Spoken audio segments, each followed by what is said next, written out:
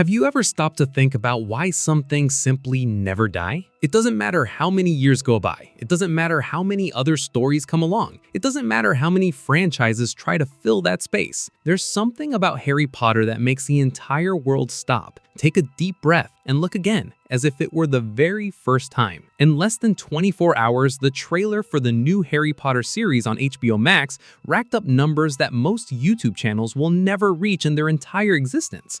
277 million views. 277 million people who stopped whatever they were doing, hit play, and felt something. But what exactly did they feel? What is it about that trailer that sent the whole world into a collective emotional meltdown? Because, let's be honest, it wasn't just curiosity, it was something else, something deeper, more visceral, and that's exactly what we're going to break down today. Let's start from the beginning, but not the obvious beginning. I'm not going to tell you the story of the boy who lived, you already know it. What I want to tell you is the story of what happens when an entire generation grows up inside a work of fiction and suddenly discovers that that work is going to be retold from scratch for a new generation, without them as a protagonist. Because that's really what this is about, at its core. When Warner Bros. And HBO Max announced the series, the internet didn't react with uniform excitement. It reacted with ambiguity, that specific kind of feeling that's 60% excitement and 40% grief dressed up as skepticism. Reddit forums exploded. Twitter,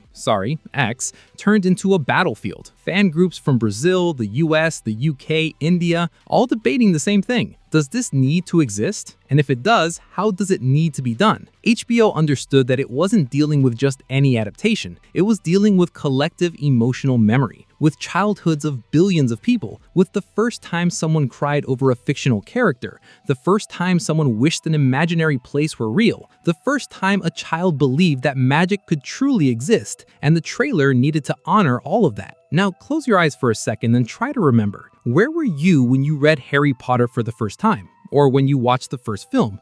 Try to capture that moment, the smell of the book, the cinema screen, the light in the room where you were lying in bed reading way past when you should have been asleep. There, that feeling you just accessed, that's exactly what the trailer activated in 277 million people at the same time. That's no accident. That's emotional engineering at the highest level. The first frames of the trailer don't show action. They don't show jaw-dropping special effects. They don't show dragons or epic battles. They show something far more powerful: familiarity. The mist over Hogwarts, the boat crossing the lake, the light from the castle windows reflecting on the dark water. These are images that seem painted directly from the collective memory of an entire generation.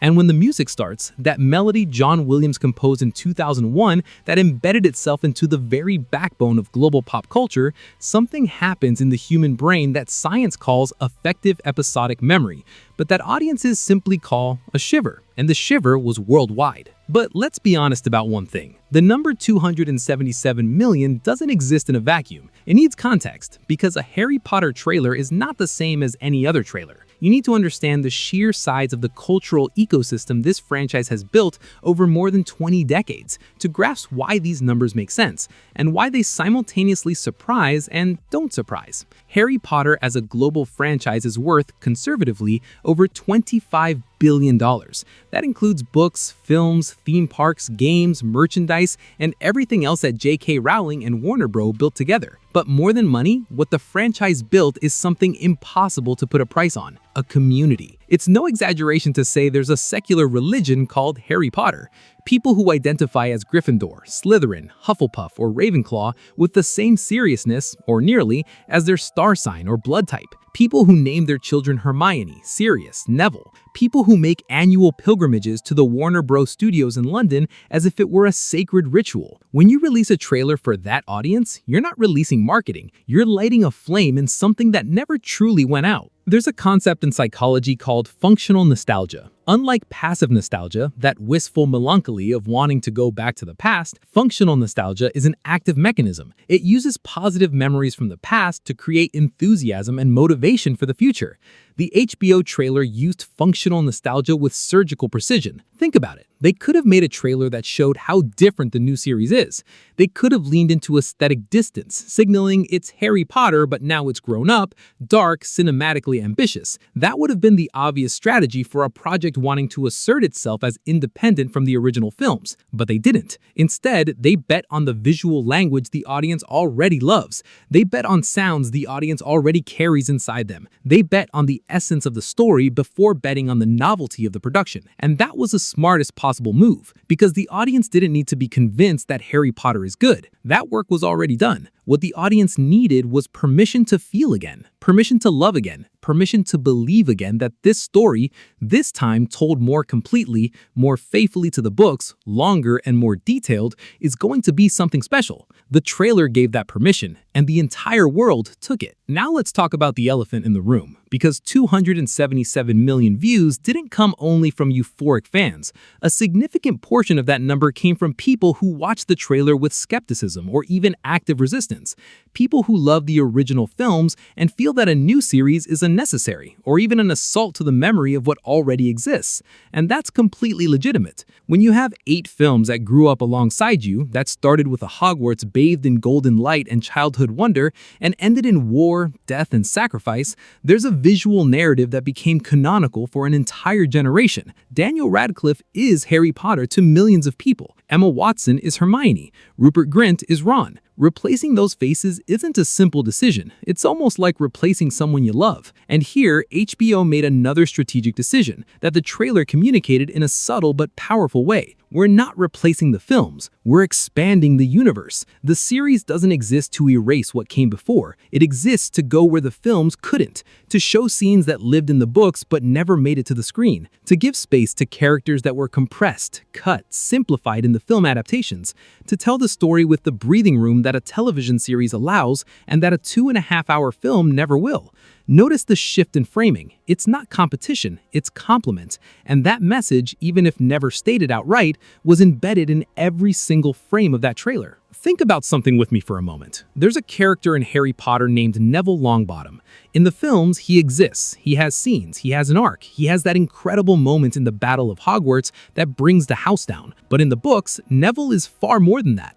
Neville is almost an alternate Harry Potter, the boy who could have been chosen by the prophecy, who grew up under the weight of devastating family trauma, who became a leader when he had to, and who carries within him an entire philosophy about courage, not as the absence of fear, but as action in spite of it. The films touched on that. The series can dive headfirst into it.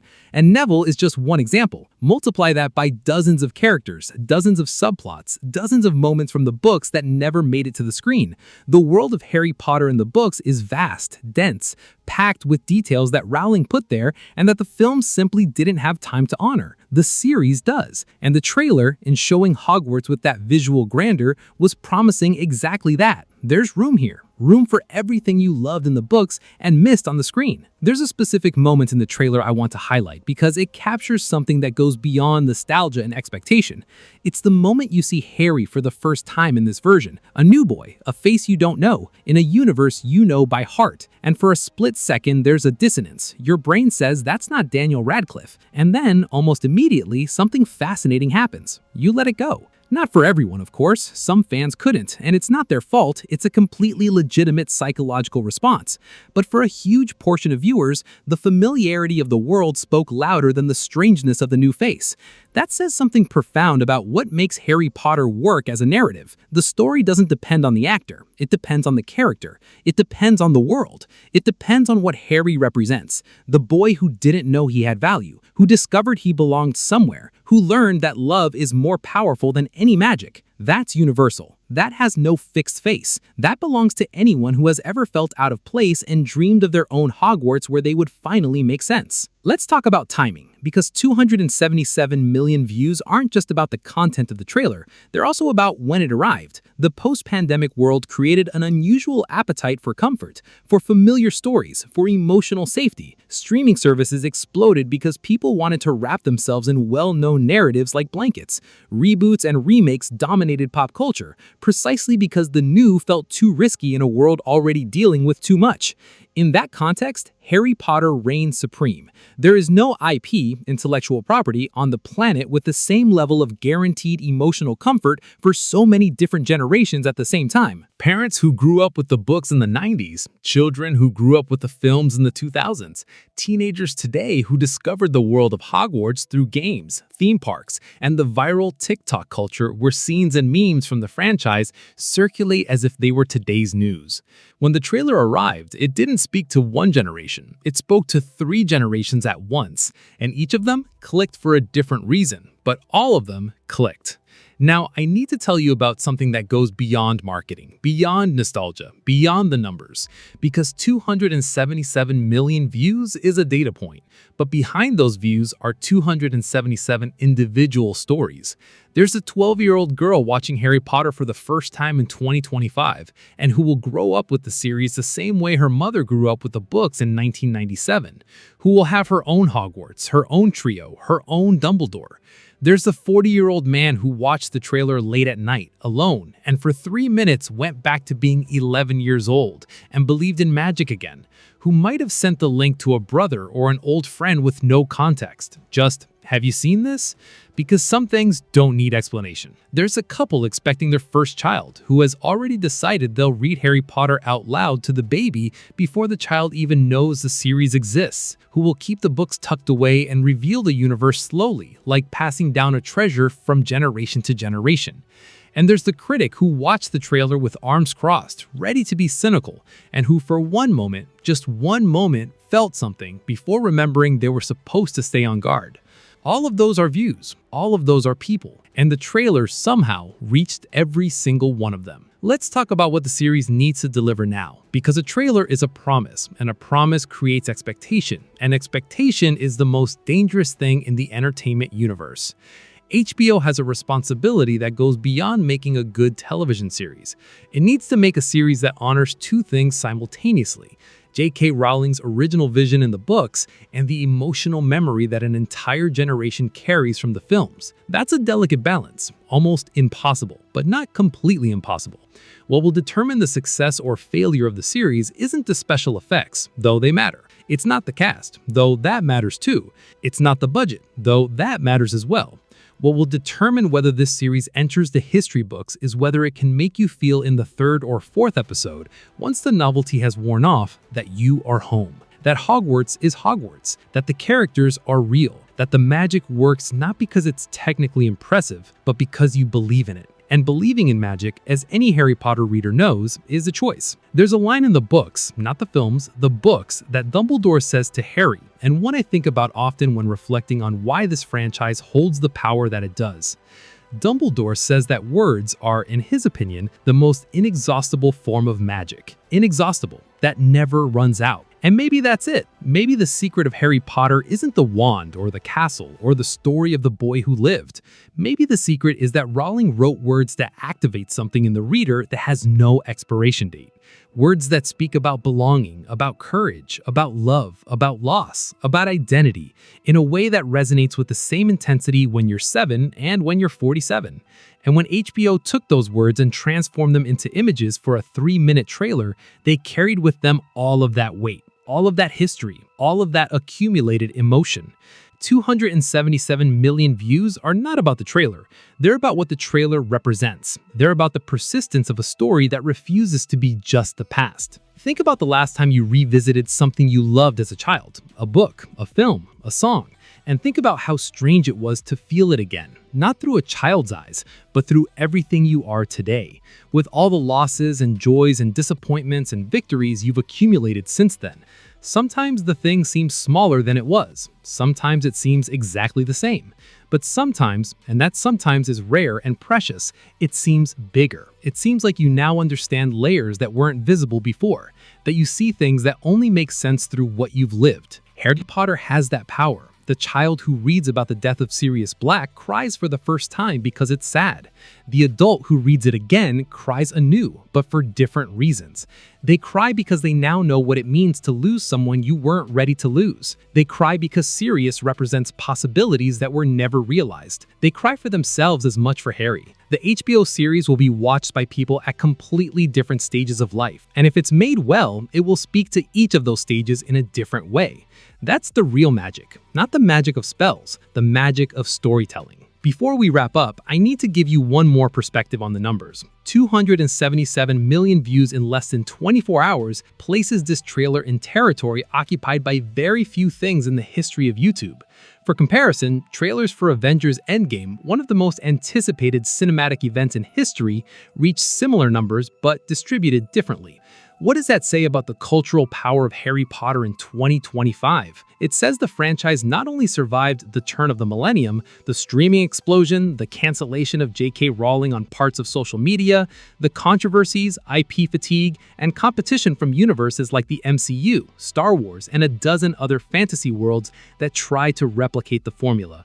It survived all of that and arrived here in 2025, capable of making the world stop. That's not luck. That's not just marketing. It's empirical proof that some stories have roots deeper than the cultural trends that roll over them. Harry Potter is one of those stories. And then the series will begin. There will be a premiere, there will be anticipation, there will be criticism, there will be people who love it and people who hate it. There will be inevitable comparisons to the films, debates about faithfulness to the books, controversy over casting, and the first memes featuring the new Hermione, the new Ron, the new Dumbledore. All of that will happen, and it will be loud and passionate and sometimes unfair, because a passionate fan is rarely fair, and that's okay, because passion has no obligation to be fair.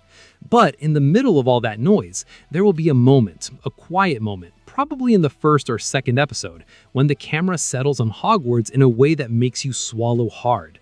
And in that moment, you'll remember where you were when you read Harry Potter for the first time, or when you watched the first film, or when you heard that music for the first time. And you'll be in two places at once. Here, in 2025, an adult carrying everything you carry, and there, in that moment from before, when everything seemed possible and magic seemed real. And maybe, just maybe, you'll smile to yourself. 277 million views can be explained in a single sentence. Harry Potter isn't a franchise. It's an emotional language that a generation learned to speak in childhood and never forgot. But here's a question I'll leave with you. If a story has the power to bring 277 million people from around the world together in less than 24 hours, people from different cultures, languages, ages, and life stories, around one shared feeling, what does that say about what truly unites us as human beings?